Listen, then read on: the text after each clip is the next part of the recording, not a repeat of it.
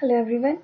आज हम देखेंगे introduction to machine learning. Basically machine learning क्या होती है और उसका हायर स्ट्रक्चर देखेंगे, हायर लेवल पे क्या क्या चीज़ें होती हैं।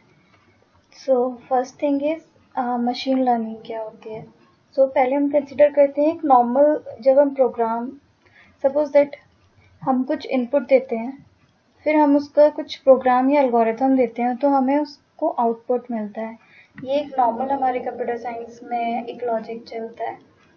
और मशीन लर्निंग में क्या डिफरेंस होता है? बेसिकली मशीन लर्निंग में हम इनपुट देते हैं, आउटपुट देते हैं। यहाँ मशीन लर्निंग में मॉडल्स बोल सकते हैं। हम इनपुट और आउटपुट किसी एक पर्टिकुलर मॉडल को देते हैं। उस मॉडल के थ्रू जो हम जब मॉडल देते हैं तो वो एक पैटर्न लर्न करता है। उसके थ्रू उसको एक पैटर्न समझ में आ जाता है कि इसमें पैटर्न है क्या। जब उसे पैटर्न समझ में आ जाता है उसके बाद हम उसको एक कोई नया डेटा देते हैं। नया डेटा, वो जो पैटर्न वो समझ चुका है पहले, उसके अकॉर्डिंग उसको प्रोसेस करता है तो हमें रिक्वायर्ड आउटपुट मिल जाता है। इसकी नॉर्मल डेफिनेशन हुई। बहुत ही सिंपल वे में बता रही हूँ। काफ़ी सारे मीन्स कॉम्प्लेक्स वर्ड्स यूज़ करते हैं बहुत सारे लोग। बहुत ही सिंपल वे में बता रही हूँ। System that can learn from data, identify pattern. जैसे कि हमें यहाँ पे पैटर्न समझ में आ गया, उसके बाद हमने डिसीजन डिसाइड किया कि आउटपुट क्या आएगा विथ मिनिमम ह्यूमन इंटरवेंशन। मतलब हमारे ह्यूमन की इंटरवेंशन उसमें कम से कम रहती है। उसके बाद नेक्स्ट आता है types of machine learning. Basically हमारे पास सुपरवाइज मशीन लर्निंग होती है, अनसुपरवाइज मशीन लर्निंग होती है, सेमी सुपरवाइज मशीन लर्निंग होती है, रीइंफोर्समेंट मशीन लर्निंग होती है। हम एक एक करके देखते हैं। फर्स्ट थिंग इज हमारी सुपरवाइज मशीन लर्निंग क्या होती है।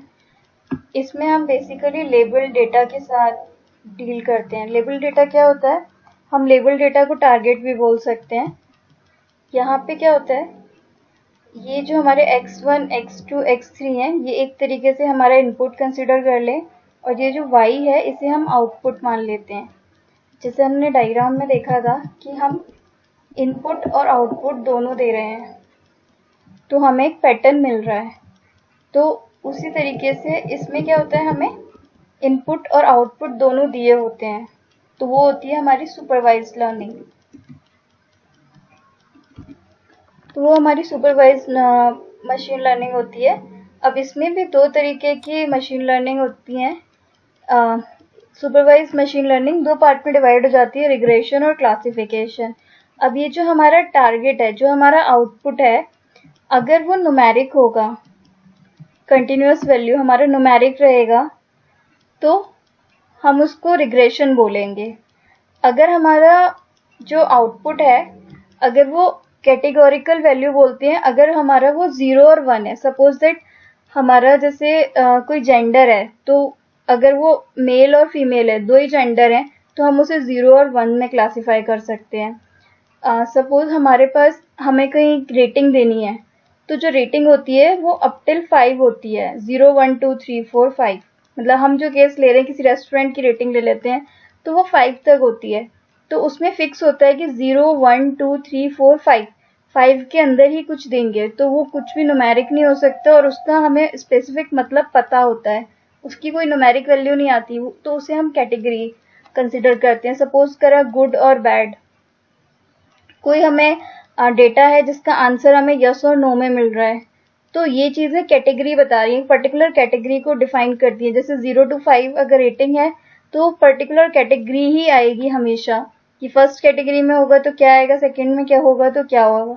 उसमें कोई नंबर का कोई लॉजिक नहीं होता, सिर्फ आपको एक वेरिएबल दिया होता है, तो हमें डिफाइन रहती है कि ये पर्टिकुलर ये कैटेगरी है, इन्हीं के अंदर हमें आउटपुट मिलेगा। तो वो चीज़ हम उसको बोलते हैं मशीन लर्निंग में क्लासिफिकेशन। ओके, नेक्स्ट हमारा आता है डेटा सेट। तो अब यहाँ पे क्या होता है, दो तरीके के वेरिएबल्स होते हैं, जैसे independent variable, features and attribute.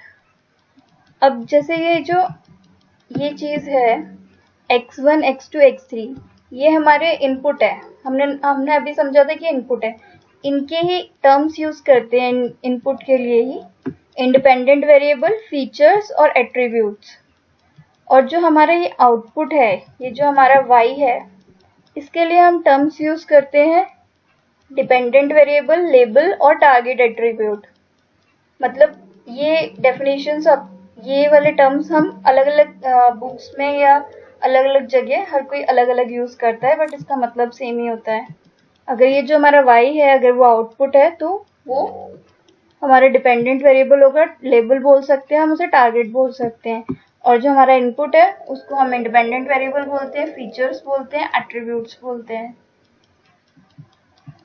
अब हमें अगर कोई हम डेटा सेट देखना चाहते हैं तो मशीन लर्निंग के लिए बहुत सारी लाइब्रेरीज अवेलेबल हैं, और कुछ लाइब्रेरीज ऐसी हैं जिनमें इनबिल्ट डेटा सेट्स हमें दिए हुए हैं, हम वो डेटा सेट यूज करके अपना कर सकते हैं, उसमें एल्गोरिथम अप्लाई कर सकते हैं।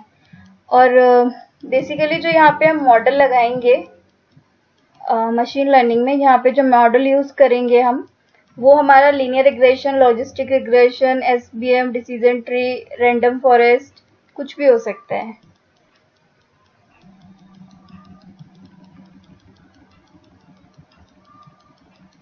अब ये जो लाइब्रेरी है, ये हमारी सीबॉर्न लाइब्रेरी है। सीबॉर्न लाइब्रेरी को हमने इंपोर्ट करा, इंपोर्ट सीबॉर्न, फिर उसको एलियास कर दिया है। उसके बाद हमने इसमें डेटा सेट के नेम चेक करें कि कौन कौन से डेटा सेट हैं।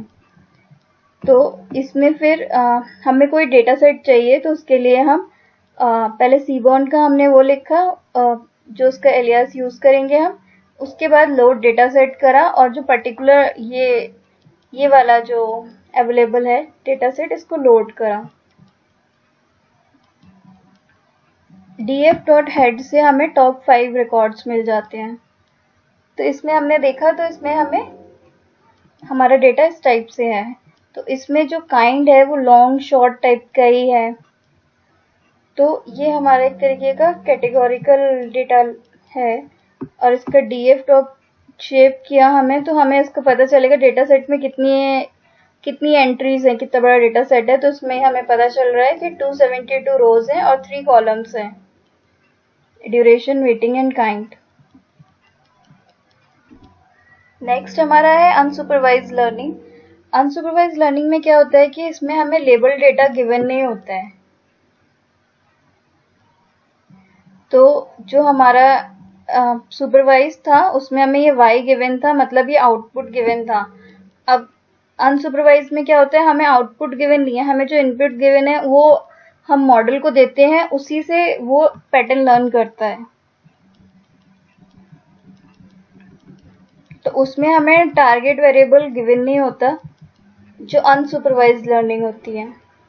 इसमें हम no label data, discovering hidden pattern in data, जो हमें पैटर्न, जो हम इनपुट देते हैं, डेटा का जो इनपुट देते हैं, उसी से उसे जो पैटर्न होता है वो देखना होता है मॉडल के थ्रू, जब हम मॉडल अप्लाई कर लेते हैं। इसका एंड गोल होता है फीचर लर्निंग बेसिकली। तो हमारे पास जो सुपरवाइज्ड लर्निंग है उसके भी टाइप्स होते हैं। तो एक हमारा रहता है क्लस्टरिंग। तो बेसिकली क्या होता है कि जैसे हमारा पूरा डेटा है, तो ये जो अलग अलग कलर से दिख रहे हैं ना, तो जो इनके कॉमन फीचर्स होंगे उसके बेसिस पे ये अलग अलग क्लस्टर्स बन गए हैं। तो इस टाइप का डेटा रहता है जब हम अनसुपरवाइज्ड लर्निंग करते हैं। तो ये क्लस्टरिंग में कई सारे अलग अलग तरीके की एल्गोरिथम्स हैं क्लस्टरिंग की। ये के मीन्स हो गया, मिक्सचर मॉडल हो गया, डीबी स्कैन हो गया, ऑप्टिक्स हो गया, एनोमली डिटेक्शन हो गया, लोकल आउटलायर हो गया। ये सारी चीजें हम इसमें अनसुपरवाइज्ड लर्निंग में कर सकते हैं। तो इसमें इस तरीके से होता है। सेमी सुपरवाइज्ड में क्या होता है कि हमारा जो कुछ डेटा होता है वो लेबल्ड होता है, और जो बहुत सारा डेटा होता है वो अनलेबल्ड होता है। तो इसके एग्जाम्पल होते हैं driverless car, playing a game against an opponent. तो ये सारे इसके एग्जाम्पल्स रहते हैं।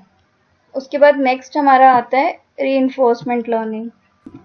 रीइंफोर्समेंट लर्निंग में क्या होता है, हमारा एक एजेंट होता है, तो on the basis of environment के बेसिस पे उसे एक स्टेट दिया जाता है, स्टेट के थ्रू वो कुछ एक्शन परफॉर्म करता है। उस एक्शन के बेसिस पे जो एनवायरनमेंट है वो उसे पर्टिकुलर रिवॉर्ड प्रोवाइड करता है। तो ये बेसिकली होता है reinforcement learning. An agent takes action in a environment which is interpreted into reward and a representation of state which is feedback to the agent. या द सेम थिंग कि जो agent ने दिया है रिवॉर्ड वो as a feedback मिल रहा है उसको। तो इसका एग्जाम्पल रहता है रोबोटिक्स फॉर इंडस्ट्रियल ऑटोमेशन और business strategic planning. And that's it for this video. Thanks for watching.